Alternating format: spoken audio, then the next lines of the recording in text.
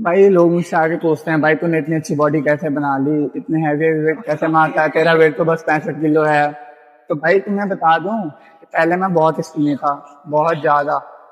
लोग मुझे बोलते थे कुछ खा लिया कर, इतना पतला है, घर वाले खाने को नहीं देते क्या।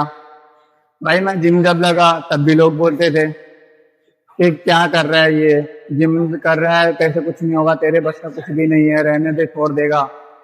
तो भाई लोगों का काम है बोलना, उनकी बातें मत सुनो, शुरू करो, जिम लगो, अपनी फिजिक्स बनाओ भाई। लोगों का काम है बोलना, वो बोलते रहेंगे। जिम लगो तो ये मत सोचो कि 6 महीने में बॉडी बनेगी, साल में बनेगी, अब मेरी बॉडी बन नहीं रही है, स्लो बन रही है। भाई लगो तो सही, शुरू करो, तुम्हें खुद रिजल्ट मिलेगा यार।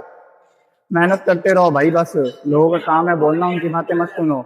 जब मैं बना सकता हूँ अपनी बॉडी ना, मैं कहाँ से कहाँ आया हूँ भाई। जब मैं कर सकता हूँ तो तुम भी कर सकते हो।